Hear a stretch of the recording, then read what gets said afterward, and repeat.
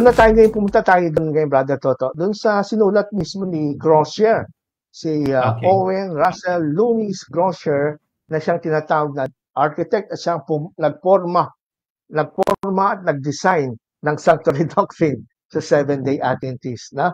Ito yung Daystar kung saan February 7, 1846. Ngayon, hindi na natin babasahin lahat yun.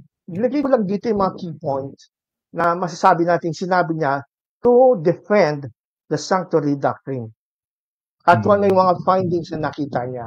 Ito po ang doctrine ninyo, mga Seventh-day Adventists. Ito po ang origin. At yung iba sa inyo, dinideny na ito. Kaya nga, wala akong tiwala sa inyo ngayon eh. Nasa niniwala ko sa mga unang leaders at founders ninyo. Ito yung sinuportahan ni Ellen White na sinasabi natin, Brother Toto. Ito yung in-endorse ni Ellen White na sinabi natin, Brother Toto. Ito yung mga sinabi niya. Point number 1. But again, they say the atonement was made and finished on Calvary. When the Lamb of God expired, some men have taught us, and so the churches and the world believe. But it is none the more true or sacred on that account of if unsupported by divine authority. Ang sinasabi dito ni Groscher, dun sa kanyang sinulat na in-endorse ng propeta ng Adventist na mula ang propeta, sinasabi daw ng mga protestante na ang atonement daw ay natapos na sa Calvary. Yan ang doctrine natin yun hanggang ngayon eh. No? The atonement was completed and finished at the Calvary. Kung nang namatay si Jesus. Pero, sabi niya, it is not totoo. Dininay ni Groscher na designer at nag-form ng Sanctuary Doctrine na kauna-unahan na in-endorse ni Ellen White na hindi natapos ang atonement sa cross. Number 1 niya, kaya nga highlight natin yan. Number 2 point, if the atonement was made on Calvary, by whom was it made? The making of the atonement is the work of a priest. But who officiated on Calvary? Roman soldiers and wicked Jews. Sa madaling salita, sabi ni Groscher, to defend the doctrine of Adventist Sanctuary, hindi daw natapos ang atonement sa Kalbaryo, sa cross, dahil para matapos at magawa ang atonement, dapat merong saserdote doon, sa Kalbaryo. Wala daw saserdote, kundi mga Roman soldiers at mga Hudyo na pumatay kay Jesus. Kaya walang atonement na naganap o natapos sa Calvary. In-endorse ni Ellen White na. Number 3 point. Christ was the appointed high priest to make the atonement, and he certainly could not have acted that in that capacity until after his resurrection. And we have no record of his doing anything on earth after his resurrection, which would be called the atonement. Ito ang turo ni Groscher sa original doctrine ninyong Adventist sa Sanctuary. Sabi niya, si Kristo hindi pwedeng siya ay appointed priest habang siya ay nakapako sa krus at gumawa ng pantubos at atonement sa Calvary, sapagkat hindi niya magagawa yung action na yon. Wala siyang capacity to do that hanggang sa kanyang resurrection after 3 days. Pero, nabuhay nga si Jesus after 3 days, pero walang record. Walang tala sa gospel na siya po'y gumawa ng atonement. Therefore, walang atonement na naganap sa cross. Deny ang atonement. Pero, ito ay in-endorse pa rin ni Ellen White. Ang point natin, kaya inuulit natin si Ellen White, kasi kung totoong propeta siya, dapat sinabi niya, Groscher, mali yan doktrina mo. Eto pa. Mga kaibigan, tignan kung gaano kaseryoso itong yung foundation ng sinasabi ni Ellen White, foundation and central pillar ng yung belief galing sa demonyong turo, dinideny na natapos ang atonement sa cross. Pang-apat, sabi ni Groscher na in-endorse ni Ellen White ninyo, the atonement was made in the sanctuary, sa heaven to, but Calvary was not such a place.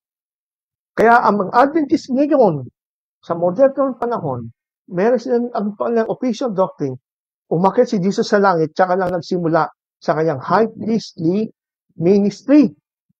Kamantalang sa Bible, at ito yung na-discuss natin last week, na doon pa lang sa Kalbaryo, na siya ay nagsilbing high priest na si Jesus, kasi in-offer niya ang kanyang body na katumbas ng offering sa Day of Atonement. Na kailangan may sacrifice na maganap. At since may sacrifice na ang kanyang body, of course, kailangan ng high priest. And sino pa bang high priest doon? It is none other than Jesus Christ. Pero sabi ng sanctuary doctrine ni Crosier na binasbasan ni Ellen White, yung atonement na sanctuary ay sa sanctuary yan, hindi sa Calvary. Wala atonement sa Calvary. Ang atonement nasa sanctuary. Hindi yun ang lugar, hindi Calvary ang lugar na atonement. Oh. Next, number 5. Sabi ni Crosier na endorse ni Ellen White, he could not, according to Hebrews 8:4, make the atonement while on earth. Kita mo yan? If he were on earth, he should not be a priest, which is tama naman, sa Bible naman. Hindi naging priest si Jesus Christ sa earth, sabi ng Hebrews 8:4. Kasi nga, wala siya sa priest line of priesthood ni Aaronic. Nasa tribo siya ng Judah. But, ang sabi, ginamit ito ng mali ni Crosier, na in-endorse naman ni Ellen White. Ang sabi, na hindi pwedeng si Jesus Christ gawa ng atonement sa Calvary o sa lupa kahit na anong paraan. Kasi hindi naman siya priest. Kung siya nasa lupa, hindi siya pwedeng maging priest. Yan ang argument ni Blah. So therefore, hindi siya iniwala ng atonement na ganap sa Calvary. And ito nga, lastly, therefore, he did not begin the work of making the atonement, whatever the nature of that work may be, till after his ascension, when he by his own blood, he entered his heavenly sanctuary for us. Biruin mo yan. Sa mga Adventist na, imbis na labanan nyo muna kami, imbis na tutulan nyo muna kami, ganun ang hamon ko, kaya ako madaling mabuksan ang isip ko eh. Siguro kung isip ko, takot ako sa malaman totoo, baka hanggang saksi ni Jehovah pa ako ngayon. Kasi family ko, saksi ni Jehovah. Nasa Amerika, ang ganda ng buhay. O di mo, so ganda buhay ko doon. Ito pa ha, sinasabi dito ni Crosier ha, and when performed, those doing them wash away, remitted, or sent away from their sins. Sabi ni Crosier, and of course, forgiven, and have received atonement. Naman daw, but they had not received it or atonement entire at that time because their sins were not yet blotted out. Diba? Yung, yes, ngayon mga Adventist, mga nagsasabi, ang Diyos ay by His grace, you are forgiven. Kunyari lang yan, palabas nyo lang yan. Yes, you are forgiven of your sins, pero hindi pa blotted out yung kasalanan nyo. Hindi pa na-cancel ang kasalanan ninyo sa langit based on your sanctuary doctrine. The blood of Christ, while it was to release the repentant sinner from the condemnation of the law, was not to cancel the sin. It would stand on record in the sanctuary until the final atonement. So, in the type, the blood of the sin offering removed the sin from the penitent, but it rested in the sanctuary until the Day of Atonement. Ellen G. White, Patriarchs and Prophets, page 357. Yan ang nakakahiyang gospel. Pinatawad na kayo ng Diyos pero andyan pa rin, nakalista pa rin. Ano yun? Ang Diyos kagaya ninyo mga tao? Forgive but not forget. Mas malala ang Diyos nyo. Mga Sabadista. Nagpo-forgive pero hindi nagpo-forget. Kasi nakalista pa yung pangalan nyo. May utang pa kayo sa Diyos. Di ba kayo natatakot niyan sa ginagawa ninyo? Sabi pa ni Crosier sa Daystar Extra of February 7, 1846 na in-endorse ni Ellen White, the cleansing of the sanctuary did not finish the cleansing of the people. It requires the whole atonement of the day to cleanse the people. Hindi pa daw natapos ang cleansing ng mga tao nung time na si Kristo ay napako sa cross. Kasi hindi pa raw napatapos ang buong araw ng mga seremonyas sa Day of Atonement para malinis ang tao. Biruin mo.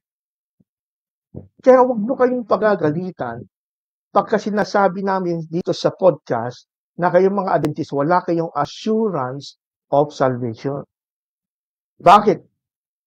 Yung nagsasabi na kami perfect na perfect. No. Scam yan. Huwag kayong maniwala dyan. Scam. Bakit? Kasi nga, ang doctrine ng sanctuary, doctrine ng Adventist, investigative judgment, sinasabi lang sa inyo ng mukhaan na wala kayong katiyakan na napatawad na kayo. Sa umpisa lang napatawad na kayo. Pero may utang pa kayo sa Diyos na dapat bayaran nyo at hindi pa kayo nalilinis sa kasalanan nyo. Kaya yung mga nagsasabi na ako'y na-perfect na yun, pagyayabang lang yan. Pag nasunog sa impyerno yan, kawawa yan. Kawawa yan tao yan. Pag nasunog sa impyerno, matinding apoy ang tutupok sa inyo. Kasi sobrang pagmayabang, sobrang pagmamalaki yung pinagawa niyo. Samantala, ang kautusan, ginawa ng Diyos para i-expose na ikaw ay makasalanan. Romans 3:20. Hindi i-expose para ikaw ay matuwid. Ngayon, binaliktad nyo. O sinong kinampi nyo? Si Satanas. Si Satanas ang kinampi nyo. Si Satanas kasi, kung hindi ka man niya maalis sa kalooban ng Panginoon, i-distort niya understanding mo para paglingkuran ng Diyos. Ang plano ng Diyos, binigyan kautusan para ma-realize mo na makasalanan ka. Itong mga Adventist na ito, ngayon nagangaral para ma-realize mo, binigyan ng Diyos ang kautusan, sabi nila, binaliktad ng Diyos, para binigyan ng Diyos ang kautusan para ma-realize mo na ma-perfect mo ang kautusan, which is totally opposite of what God has says. Sino ba nag-oppose kayo sa Diyos? This not other, your father. John 8:44. Your father, the devil. Mula pa ng una, nagsinungaling na. Kaya mga Adventist na nagtuturo na kaya natin i-perfect ang law, kagaya ni Ellen White, sa devil yan. I will say that boldly. Sa devil si Ellen White, kasi si Ellen White na nagtuturo na kailangan ma-perfect ng isang Adventist ang obedience to the Lord sapagkat yan na requirement for salvation. That is a devil's doctrine. Yeah, sinless perfection ng requirement. No? That is the devil's doctrine na parang tunog maganda. Kasi positive eh. Ang tawag dyan, Brother Toto, false positive. False positive. Positive kasi sinasabi yung maganda, pero mali. Yung doctrine na yun is salvation by works. Salvation by works in the sense na ang credit doon sa nag-obey. Hindi doon sa nag-declare.